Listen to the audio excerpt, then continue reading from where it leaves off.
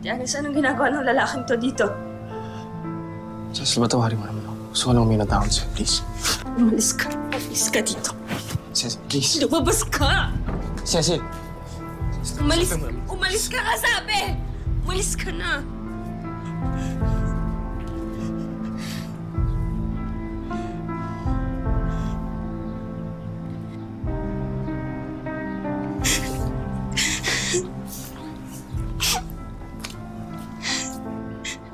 Lakas ng loob niyang bumalik dito. Para saan? Para ipaalala niya sa akin yung sakit. Ate Agnes, okay na ako eh. Tapos babalik siya dito para humingi ng sorry. Bakit?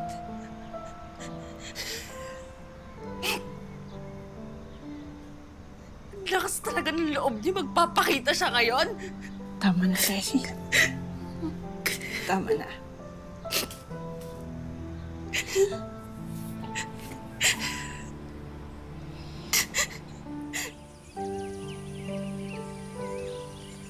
Hoy, Roger! Anong ginagawa mo dyan? Ano si Cecil? Hoy, alika nga, tawagin mo doon si Cecil. Anong ginagawa mo sa sarili mo, Roger? Kawawa naman si Roger, no?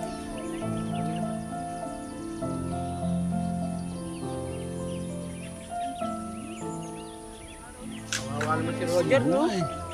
Kanina pa nakabilad sa araw, eh. Nakabilad sa araw, oh. Ayun siya! Nandun siya! Ayun o! Ayan si Cecil, oh.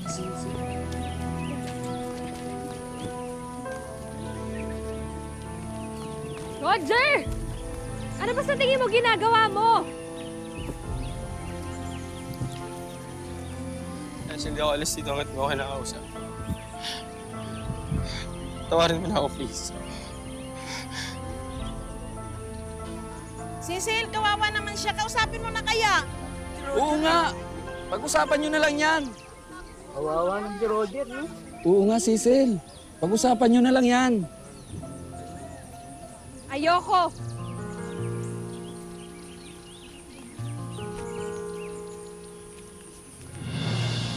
Cecil, hindi matay na, oh! Hindi yata si Roger, oh. Kawawa naman! Ano ba yan? Hindi na naawa, oh. Matay na yung tao.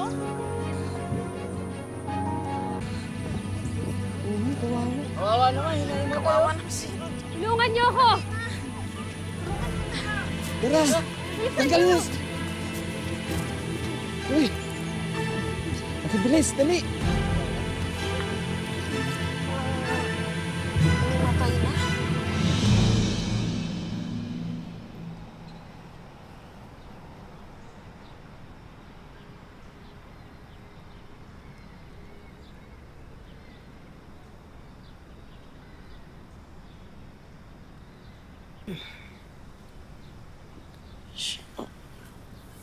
Dahan-dahan.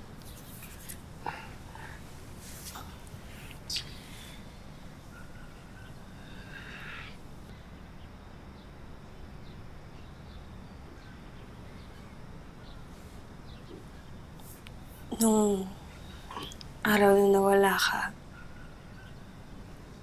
sinabi ko sa sarili ko, ayoko na sa'yo.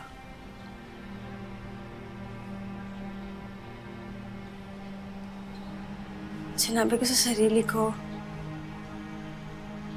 wala na akong pakialam sa kahit ano man na mangyari sa'yo.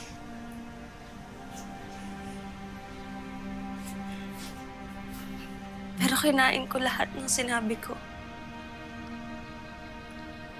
Nung bumalik ka,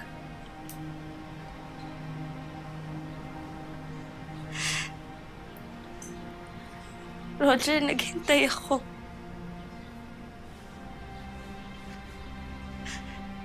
Naghintay ako pero hindi ka bumalik.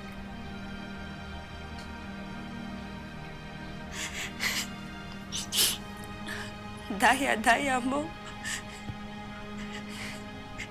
Hindi mo tinupad lahat ng mga pangako mo.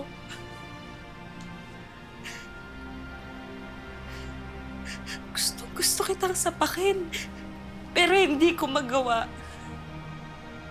Gustong-gusto kitang burahin pero wala akong boses para gawin yun.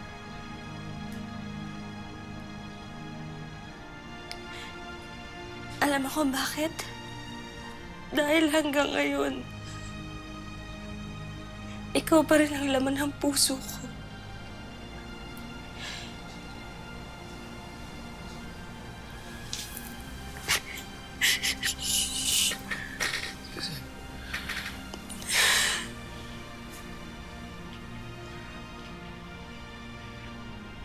Alam ko nagkasala ako sa'yo.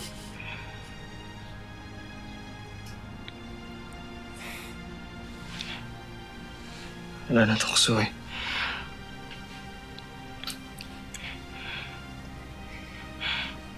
Cecil, pero nandito ako. Kasi alam ko kaya ko itama lahat ng pagkakamali ko sa'yo. Cecil, humihingi ulit ako sa'yo ng isa pang pagkakataon.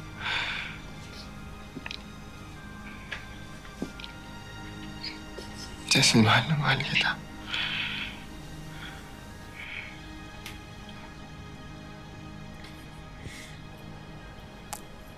Nang sinabi mo na magkalapit yung puso nating dalawa, pinaniwalaan ko yun.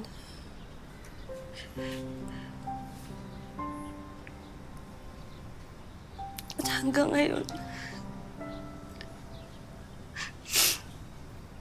ikaw pa rin yung mahal ko, Roger.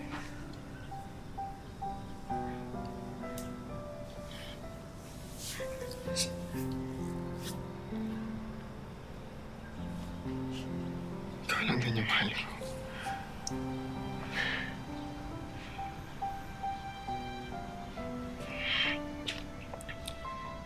Cecil, ikaw na nagpapasaya sa akin. Ikaw ang araw at ang gabi ko. Mula noon hanggang ngayon.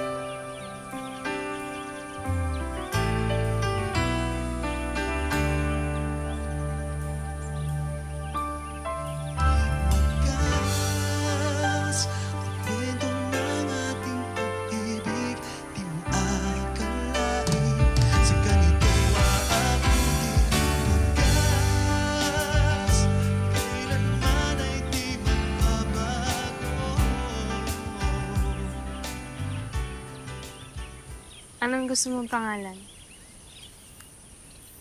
Wala pa ako naisip eh.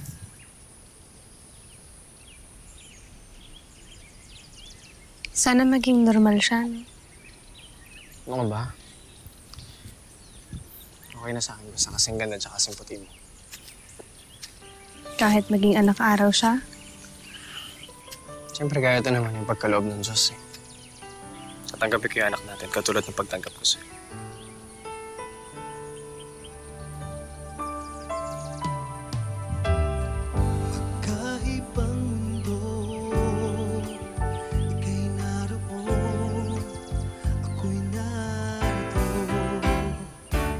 Ang wagas sa pag-ibig para sa akin ay maputi ako.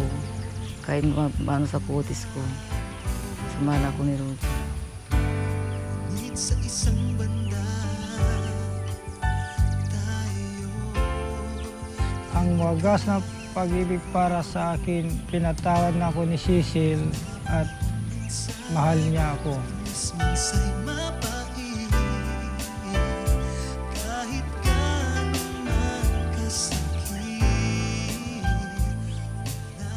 Ako si Cecil. Ako si Roger.